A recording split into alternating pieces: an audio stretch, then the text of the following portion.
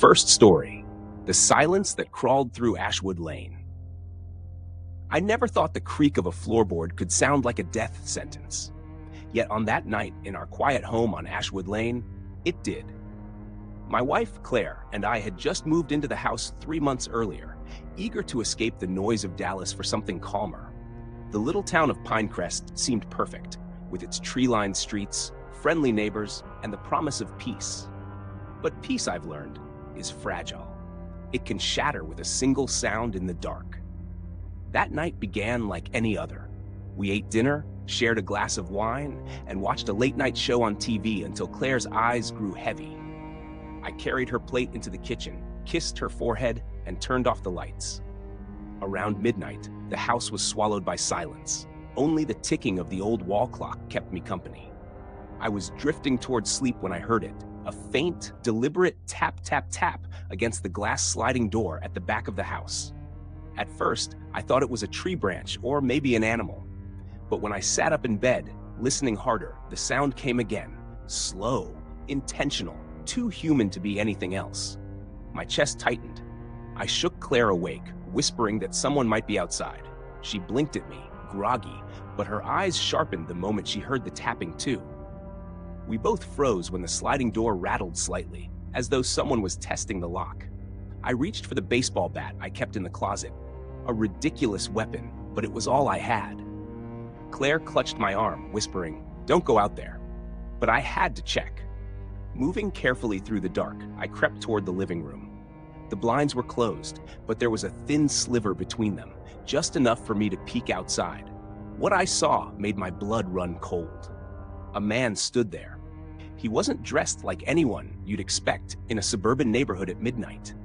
His clothes were torn, smeared with something dark, and he wore a cracked porcelain mask that glinted in the faint moonlight. His hands were pressed against the glass, his fingers long and trembling, leaving smudges that looked too much like blood. He tilted his head slowly, as though he sensed me watching him. I backed away, heart pounding so hard I thought it might burst. Claire had followed me, silent tears streaming down her cheeks. We didn't speak, didn't move. Then came the sound that shattered what little hope I had. Click. The lock on the sliding door snapped open. I swear I had locked it. I know I had. The door slid an inch, then another, until the man slipped inside like a shadow. He didn't speak. He didn't rush us. He simply stood there in the middle of our living room, head cocked, mask gleaming in the dark. I tightened my grip on the bat, my legs trembling. "Get out!" I shouted, my voice cracking. Claire clutched my arm harder. The man didn't move. He just raised one hand slowly and dragged a single finger across the mask where his mouth should have been, as if telling us to be quiet. And then he laughed. It wasn't loud. It wasn't even sharp. It was soft, low, almost childlike, and it froze every drop of blood in my body. He took one slow step forward, then another. I swung the bat, screaming, but he was faster than I expected. He caught the bat mid-swing with one hand, twisted it from my grip, and shoved me to the floor. Claire screamed. That scream seemed to excite him. He dropped the bat, turned toward her, and began walking in her direction. I scrambled to my feet, desperate, and lunged at him. He shoved me back like I was nothing. My head hit the corner of the table, and blackness swallowed me for a moment. When I came to, the house was filled with sounds I'll never forget. Claire sobbing, the man's quiet humming, the scrape of something sharp against wood. I staggered up, vision swimming. They were in the kitchen. The man had taken one of our knives. Claire was backed into a corner, trembling. He raised the blade slowly, almost lovingly, running it along the countertop as though savoring the sound. "Stop!" I screamed, grabbing the bat again. My voice cracked, but it distracted him just enough. Claire bolted past him, sprinting toward the front door. He lunged after her, but I swung the bat with every ounce of strength I had left, smashing it against his back. He stumbled, snarling under the mask, and turned toward me. For the first time, I saw his eyes through the mask's empty sockets. They weren't wild. They weren't angry. They were calm, empty, dead. He charged. The next few seconds blurred together. Me swinging the bat, him knocking it away, fists slamming into my ribs, the knife flashing in the moonlight. I thought I was going to die right there on the kitchen floor.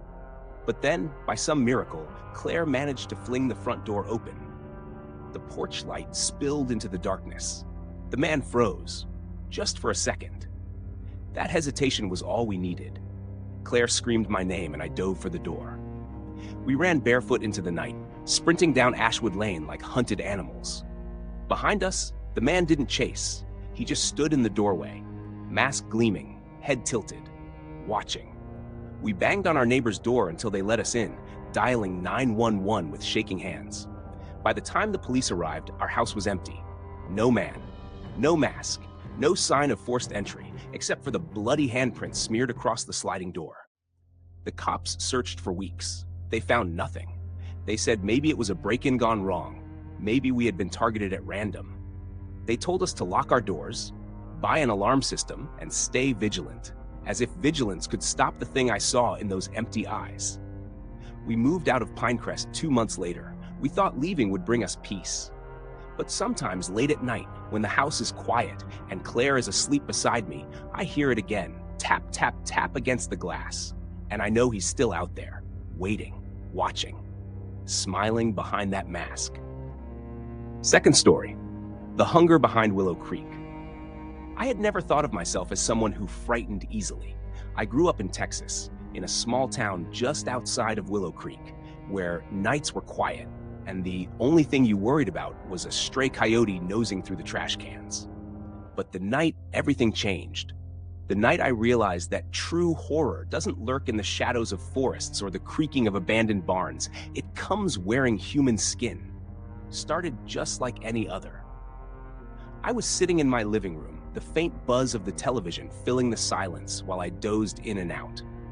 The wind rattled the branches outside, and the scent of rain drifted through the cracked window. It was the kind of night you wanted to curl up and forget about the world. But then I heard it. 3 slow knocks at my door. Not hurried, not desperate, but deliberate.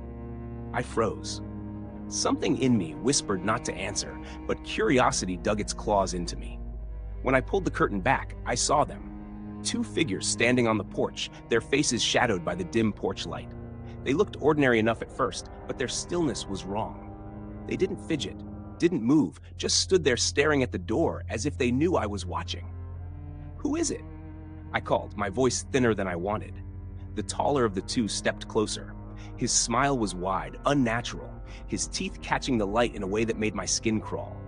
"Our car broke down," he said in a tone too cheerful. "We just need to use your phone."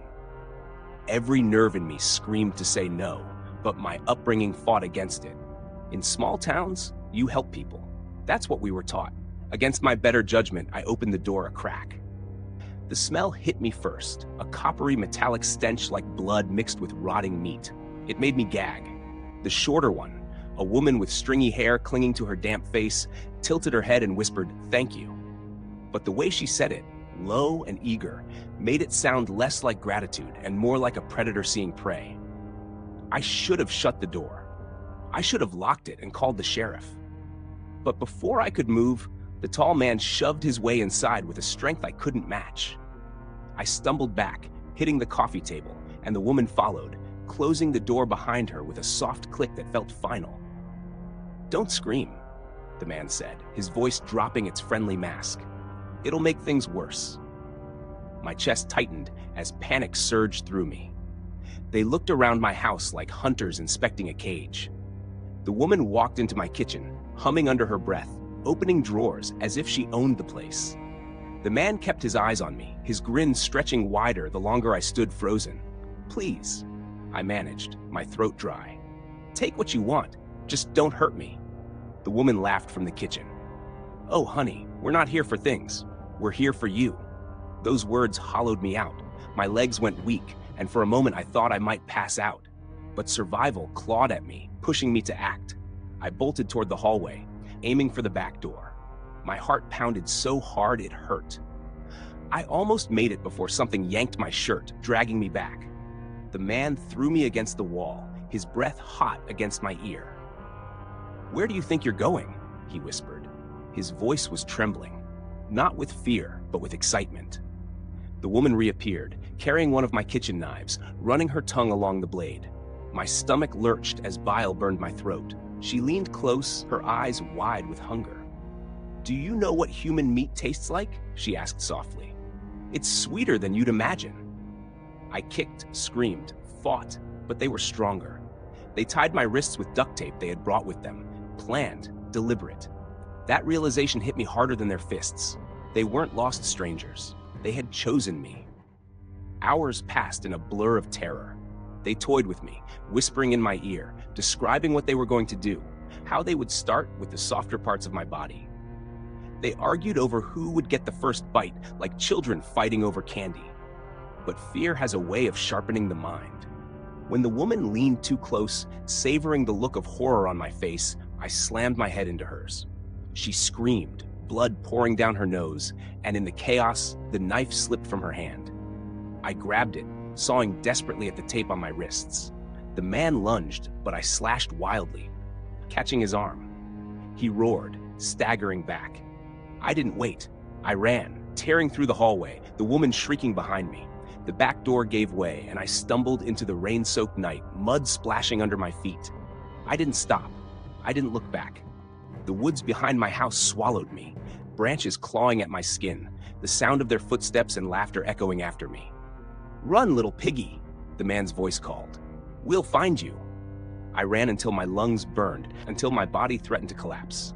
And then, silence. No footsteps, no laughter, just the patter of rain and my ragged breathing. I thought I had escaped, but when I stumbled onto the road, waving desperately at the headlights of an approaching truck, relief crashed through me. The driver, an older man, pulled over, his eyes wide as he took in my bruised, bloodied state. "Jesus Christ, son, what happened to you?" he asked, helping me into the cab. I tried to explain, words tumbling over each other, but he raised a hand to calm me. "Don't worry, you're safe now. I'll take you into town." I sank into the seat, trembling, trying to believe him. But then I smelled it, that same coppery, rotting stench that had filled my house. I turned my head slowly, dread rising like bile. On the dashboard, half hidden under a rag, was a strip of raw meat. Too pale, too human. The man noticed my stare and smiled, his teeth glinting in the dashboard light. "You're lucky I found you," he said softly. "My friends will be so happy you made it out alive." The road stretched dark and endless ahead, and I realized the nightmare wasn't over. It had only just begun. Third story, when the lock broke on Willow Street. I never thought my small rented house on Willow Street would turn into a nightmare. It was supposed to be my safe place. Cheap rent, quiet neighborhood on the edge of Houston, and far enough away from my noisy ex-boyfriend that I could finally breathe. I moved in with only a few boxes, some secondhand furniture, and the foolish belief that locking the door at night meant I was safe. The first few nights were fine. I worked late at a diner off Highway 45, drove home in the dark, and collapsed into bed. But by the fifth night, I noticed small things. My front door was unlocked, even though I swore I had locked it. A window in the kitchen was open a crack. My keys, which I always left on the counter, had been moved to the floor. I told myself I was tired, careless. But deep down, something inside me whispered, someone had been here. On the seventh night, that whisper became a scream. I came home past midnight, the streets empty, the air thick with humidity. My headlights caught something strange. The curtains in my living room window shifted, like someone had just stepped away from them. My stomach clenched. I killed the engine and sat in silence, staring at the house. No lights on, but I knew I wasn't alone inside. I wanted to drive away, but it was my home. All my things were inside. My phone charger, my purse. And some stubborn part of me refused to let fear push me out. So I got out of the car, keys tight in my fist like a weapon, and walked to the front door. The lock, it was broken, hanging loose. I pushed the door open slowly, and the smell hit me first. Sweat, cigarettes, and something rotten, like spoiled meat. My heart hammered. I whispered, "Hello," knowing how stupid it sounded. That's when I heard it. A man's laugh, low, mocking, coming from the dark living room. I ran. Or at least I tried. A hand shot out of the shadows, grabbing my wrist, twisting it so hard I dropped my keys. I screamed, fought, kicked, but another figure came from behind, slamming the door shut. Two of them. Big men.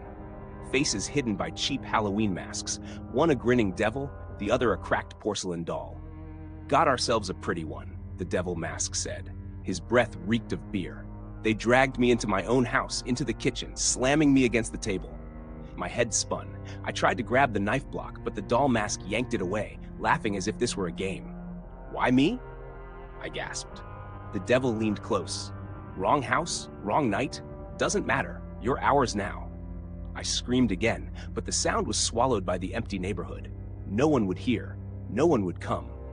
Hours bled together. They toyed with me, circling, whispering about what they'd do, but always pulling back, as if savoring my terror. They ate food from my fridge, smashed plates on the floor, carved their names into my walls. My house was no longer mine. It was their playground. At some point, I blacked out. When I woke, it was dawn. My hands were tied to a chair in the living room. My TV was on, playing static. The devil mask was gone, but the doll mask sat across from me, rocking slowly in my recliner, staring. "Where's your friend?" I asked, voice shaking. He tilted his head. "What friend?" And then I realized there had never been two. There was only one. He had switched masks, played both roles, broken me down until I couldn't tell what was real. My blood ran cold, but that wasn't the end. That night, he came back. Different mask, different voice. Sometimes gentle, sometimes violent, always unpredictable. And I couldn't escape. Every time I thought he had left, I'd find new signs. A shoe print on the carpet, food missing, my phone moved an inch closer to the door. He was still here, living inside my house, waiting. I tried to call the police once, whispering into the receiver, but when they arrived, the house was spotless. No broken lock, no smell, no mask, nothing. They told me I was imagining things. "Stress," they said. "Move if you're scared." But I knew. I knew because last night, as I pretended to sleep, I felt his breath against my ear, heard the doll's laugh, and when I opened my eyes, the mask was inches from my face. And he whispered, "You're never leaving, sweetheart." Now I'm writing this from the floor of my closet, the only place I can lock from the inside. My phone is almost dead. Every creak in the house is him. Every shadow is him. I don't know how much longer I can stay awake. If someone finds this, if this story ever gets out, just remember, locking your door doesn't mean you're safe, because he's still inside. Fourth story, painted smiles at my door. I never liked clowns. Maybe it was the exaggerated grins, the bright colors smeared over pale faces, or the way their eyes always looked too human beneath the paint. Growing up in Denton, Texas, I avoided fairs, circuses, even kids' birthday parties. By the time I was in my 20s, the fear had dulled, but it never really went away. It was a Friday night when the knocking started. I was home alone, sprawled on the couch of my small 2-story house, half asleep with the TV flickering in the background. The knocking was soft at first, almost polite. 3 knocks. I thought it might be a delivery gone wrong, or maybe one of the neighbors. But when I looked at the clock, it was almost midnight. Nobody came knocking at midnight in Denton. I froze for a moment, debating whether to check, but then the knocking came again, louder this time. Reluctantly, I walked to the door and peered through the peephole. What I saw made my stomach turn. A clown stood on my porch. His suit was filthy, streaked with something dark that wasn't mud. His painted smile was smeared unevenly across his face, one side drooping as if he'd been crying. He didn't move, didn't say a word, just stared straight at the door.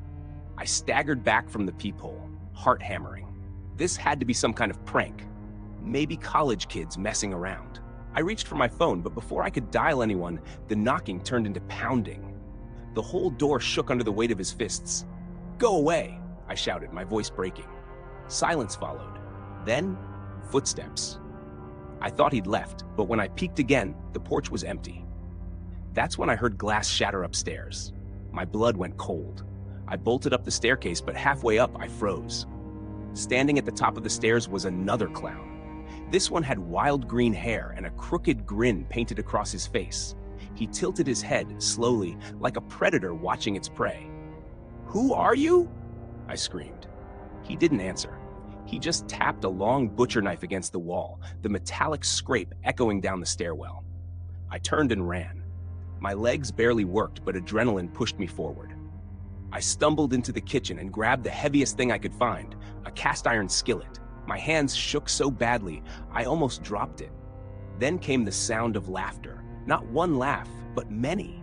The house filled with it, shrill, high-pitched giggles that came from everywhere at once. My chest tightened as I realized they weren't just inside. They were surrounding the house. The back door rattled. The window over the sink groaned as if someone was pressing against it. I ducked behind the counter, clutching the skillet, praying they would leave. But the laughter only grew louder, closer. Suddenly, the living room TV flickered to life on its own. Static first, then a grainy video feed of my own house, as if someone was recording me from outside. On the screen, clowns moved through my yard, circling, grinning at the camera. My phone buzzed in my pocket. Hands trembling, I pulled it out. Unknown number. Against every instinct, I answered. The voice on the other end was distorted, childish, yet menacing. "Do you like our show?" I dropped the phone. My pulse roared in my ears. This couldn't be real. I grabbed my car keys and made a dash for the garage. If I could just make it to my truck, the garage door wouldn't open. The button clicked uselessly, the motor dead. But worse, my headlights flickered on by themselves, illuminating the inside of the garage. There were 3 clowns standing by my truck. Their painted faces lit up in the beams, teeth bared, knives glinting. I stumbled backward into the kitchen again, breath ragged, panic clawing at my chest. The house was a maze of shadows and laughter, every corner a possible trap. Then I saw the basement door cracked open. I'd never left it open. Something was down there. Every nerve in my body told me not to go, but footsteps thundered above me, more clowns pouring into the house. I had no choice. I bolted down into the darkness, slamming the door behind me. The basement was damp, unfinished, the smell of mold choking the air. I crouched low, gripping the skillet like a lifeline. For a moment, there was silence. No footsteps, no laughter, then a whisper. So many rooms, but nowhere left to hide. A flashlight beam swept across the basement. Not mine, one of theirs. I pressed myself into the shadows, praying they wouldn't find me. The beam lingered inches from my face before moving on. My lungs screamed, but I didn't dare breathe. Finally, the light disappeared. I thought maybe they'd left, until I felt a hand brush my shoulder. I spun around, swinging the skillet with every ounce of strength. It connected with a sickening crunch, and a clown collapsed at my feet. But the laughter returned, deafening now, echoing through the basement walls. They weren't angry. They were enjoying this. The flashlight snapped back on, and dozens of painted faces stared at me from the darkness. Some crawling on all fours, others towering with knives raised. Their eyes gleamed, reflecting hunger, excitement, madness. I bolted up the basement stairs, slamming into the door. It wouldn't budge. I threw myself against it again and again until finally it burst open. I stumbled into the kitchen, gasping for air, and froze. The house was empty, silent, every door wide open, every window shattered. No clowns, no laughter. For a moment I thought it was over. Maybe I had imagined everything. My hands still shook as I picked up my phone. No missed calls, no strange messages, just the faint hum of static from the TV in the other room. I turned toward it. The static cleared, revealing a live video feed of my kitchen, of me, standing in front of the TV. Behind me on the screen, clowns crept closer. I spun around. Nothing. But the laughter returned, louder than ever, filling every inch of my house. And this time, I knew it would never stop. 5th story, The House of Broken Faces. I never thought the night would begin with laughter and end in screaming. It was late September in Dallas, Texas, when my wife and I sat in our living room, watching some mindless sitcom rerun, just trying to shake off the day. The neighborhood was quiet, the kind of quiet that makes you feel like the world is holding its breath. Outside, the streetlights flickered, throwing long shadows across the yard, but we barely noticed. We were comfortable, safe. At least that's what I thought. The first sound came around midnight, 3 sharp knocks at the front door. Not loud, not frantic, but deliberate. Like whoever was out there knew exactly what they were doing. My wife froze, her eyes locked on me. I told her to stay put, grab the flashlight from the kitchen counter, and walk toward the door. The knocks came again, slower this time. My hand hovered over the lock, but something deep in my gut screamed, "Don't open it." I called out, asking who was there. Silence. Then, just as I was about to walk away, a voice whispered through the wood.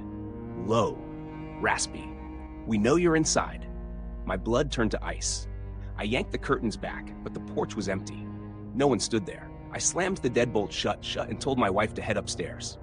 Something wasn't right. That's when the back window shattered. Glass exploded across the kitchen, and before I could react, I saw them.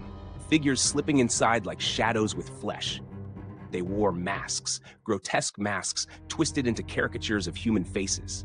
Some looked like melted wax, others like stretched skin painted with crude smiles. I counted at least 4 of them, maybe 5. They moved with purpose, cornering me before I even had a chance to grab the baseball bat near the door. One of them lunged forward, slamming me against the wall. My head cracked against the plaster, and the world tilted sideways. My wife screamed from upstairs, but they didn't go for her. Not yet. 2 of them held me down while another leaned in close. The mask he wore looked like a broken porcelain doll, with cracks running across the cheeks and one eye missing. His breath stank of rot. "You're coming with us," he hissed. I don't remember much of the struggle. Just fists. The sharp taste of blood in my mouth. My wife's cries echoing as they dragged me out the back door into the night. I tried to fight, but they moved like a pack of wolves, coordinated, relentless. A burlap sack was yanked over my head, and the last thing I saw was my wife's face at the top of the stairs, pale and terrified, before darkness swallowed everything. When I came to, I was tied to a chair in what looked like a basement. The air reeked of mildew, copper, and something worse, decay. A single light bulb swung overhead, casting dizzy shadows across the stained cement walls. The masks hovered in front of me, circling, studying. One of them tapped my cheek with a rusted knife, leaving a thin line of blood. Another hummed a tune, off-key and childlike, while pacing back and forth. I begged them to let me go, promised them money, anything. But they only laughed. "It's not about money," the doll-faced one whispered. "It's about breaking you." His words sank into me like a hook. Hours, or maybe days, passed. They starved me, beat me, whispered things into my ear that I still can't erase. Sometimes they'd sit me in silence, their grotesque masks inches from my face, just breathing, just waiting. Other times they'd drag me into another room, where the stench of old blood clung to everything. I saw stains on the floor, chains bolted to the walls, and objects I didn't want to name. I don't know how many others had been there before me, but I knew, without a doubt, I wasn't the first. One night, they untied me. My legs were weak, trembling, but they forced me to stand. They shoved me down a hallway lined with mirrors, every reflection distorted, fractured, as though mocking me. Each mask glared back in the glass, grotesque faces repeated endlessly. At the end of the hall was a door, and when they opened it, my stomach dropped. Inside was my wife, or at least, what was left of her. She was tied to a chair like me, her mouth gagged, her eyes wild with terror. Bruises bloomed across her skin, and her clothes were torn. She tried to scream through the gag, her whole body shaking. I lunged forward, but they restrained me, dragging me back. The leader leaned close, his mask split down the middle like a cracked skull. "Choose," he whispered. "Her or you." I begged them not to make me decide. I screamed until my throat burned, told them to take me instead. They just laughed. My wife's eyes locked on mine, tears streaming down her face. She shook her head, silently pleading with me not to say her name, not to give them the satisfaction. And then, gunfire. Loud, shattering.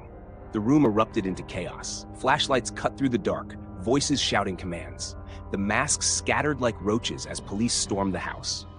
I was yanked to the ground, my hands pulled behind me, but then I heard my wife scream one last time. When the lights cleared, the basement was empty. Empty chairs, empty chains, empty walls. My wife was gone. Every masked figure had vanished without a trace. The police swore they searched the entire place, but there was nothing.